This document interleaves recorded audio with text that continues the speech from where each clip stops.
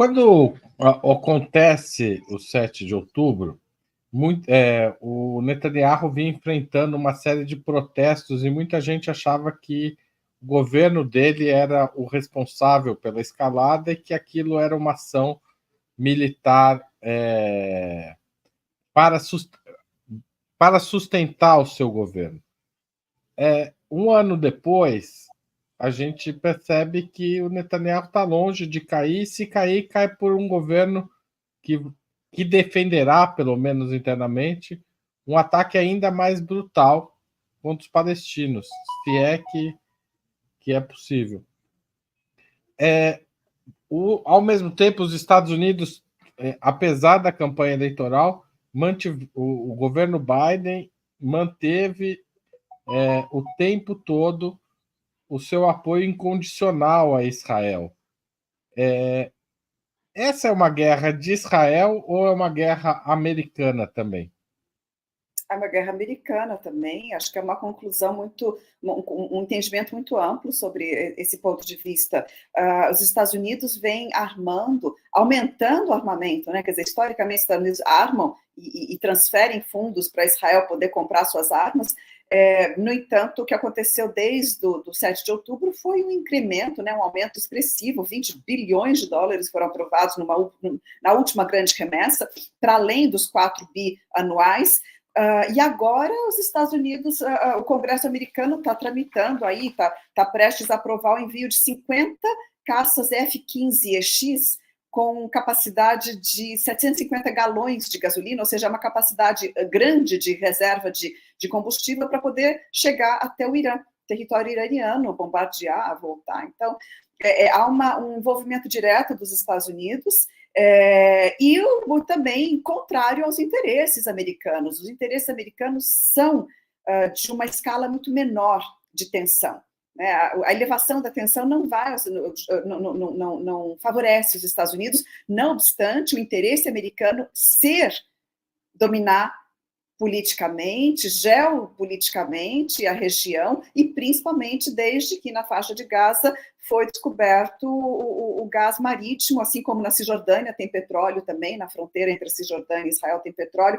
Então, e também desde que vem aumentando o nível de tensão entre Estados Unidos e China, né, com a China e Estados Unidos tendo projetos econômicos conflitantes, né, semelhantes e conflitantes para o Oriente Médio, né, a rota da seda da China e a resposta americana a isso. Então, claramente está dentro do interesse americano, geopolítico e estratégico americano, um Israel forte, mas não uma escalada da guerra e um envolvimento americano direto, como se teme, né, se aponta para isso em relação ao Irã. Ou seja, agora, Israel levar os Estados Unidos à guerra com o Irã não está nos interesses americanos imediatos, né? Isso pode ser um desastre maior ainda. Não está, mas os Estados Unidos não recuou, digamos, do movimento que, pelos analistas políticos e analistas de relações internacionais e analistas militares, pode forçá-lo a entrar nessa guerra. Isso se explica pela política americana, interna americana, ou pela política de Israel? Bom, é isso que eu estou dizendo, Haroldo. Por um lado, você tem um Estado de Israel que hoje, como o rabo que abana o cachorro, né, consegue ditar políticas para o seu próprio patrono, ou seja, um patrono que não consegue controlar o supostamente parceiro menor Israel. Tá? Isso, por sua vez, não é favorável aos Estados Unidos. Como que uma potência mundial como os Estados Unidos se deixam levar em direções políticas e bélicas que não respondem imediatamente aos seus interesses? Bom, o que eu estou dizendo é que há um interesse direto americano em manter Israel forte, em derrotar o Irã, ou manter o Irã fraco, melhor dizendo, porque derrotar também é algo muito, muito forte para se dizer, não é né, só seria possível através de uma guerra de enormes proporções, e também conter o avanço chinês. Então, em última instância, a política israelense, ela joga um papel na contenção da expansão chinesa para a região, a expansão econômica chinesa na região. Então, isso sim é do interesse dos Estados Unidos. No entanto, os Estados Unidos não precisariam entrar numa guerra aberta e deflagrada para isso. Aí é que não está o interesse americano, aí é que está Israel abanando, né, o rabo abanando o cachorro, Israel forçando os Estados Unidos a ultrapassar limites que antes apareciam que existiam, né, e que estão vindo cada um após o outro, caindo como um jogo de dominó.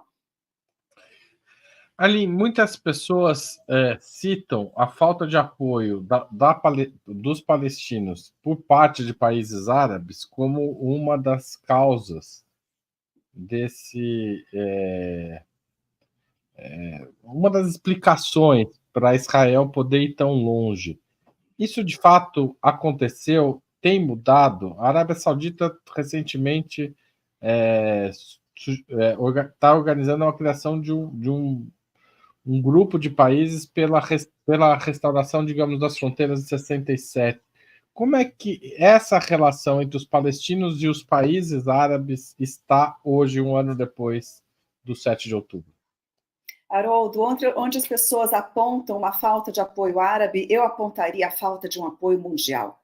A Palestina não é uma questão árabe, é uma questão do mundo, desde que a ONU, em 47, decidiu, com a presidência de Oswaldo Aranha, naquela sessão, cindir o território da Palestina, entregar 52%, 54% para a criação de Israel e não conseguir realizar a defesa dos palestinos, que possibilitaria a criação de um Estado palestino. Ou seja, os palestinos foram expulsos, né? 800 mil pessoas foram expulsas do seu território. A Palestina foi derrotada, foi varrida, a população foi varrida do território. 530 vilarejos foram destruídos. Então, também muitas vezes se diz, bom, os palestinos não aceitaram a partilha, por isso não foi criado o Estado. Não, não é por isso que não foi criado o Estado. Não foi criado o Estado porque a Palestina foi completamente varrida do mapa, né? 800 mil pessoas, 2/3 da população foi expulsa para além das fronteiras da Palestina histórica, né? 500 vilarejos destruídos. Houve um entendimento, inclusive, entre Israel e Jordânia de tentar dividir o território ali do que hoje é Cisjordânia entre eles. Não havia intenção de criar a Palestina. Então, isso é falso, é fictício a ideia de que havia uma intenção de criar uma Palestina. A ONU, naquela ocasião, não dialogou com os palestinos, não chegou para os palestinos e disse, olha, senta aqui na mesa e vamos conversar como é que a gente pode criar um Estado palestino se a gente dividir esse território. Não conversou com os palestinos, não chamou uma liderança palestina para conversar. E aí vem com essa historinha de que os palestinos não criaram o seu Estado porque não quiseram. Isso é absolutamente falso. Então, eu diria que o mundo é que não está apoiando os palestinos, o mundo é que deixou os palestinos morrerem como estão morrendo agora, sob um bombardeio avassalador, atroz, tratados como aliás, como dizem as lideranças israelenses, também não é de hoje, baratas dentro de um vidro, já foi dito, animais humanos, uma demonização, uma desumanização e uma demonização das lideranças políticas e uma desumanização do povo que está levando ao que a gente está vendo hoje. Isso não é novo na história, né?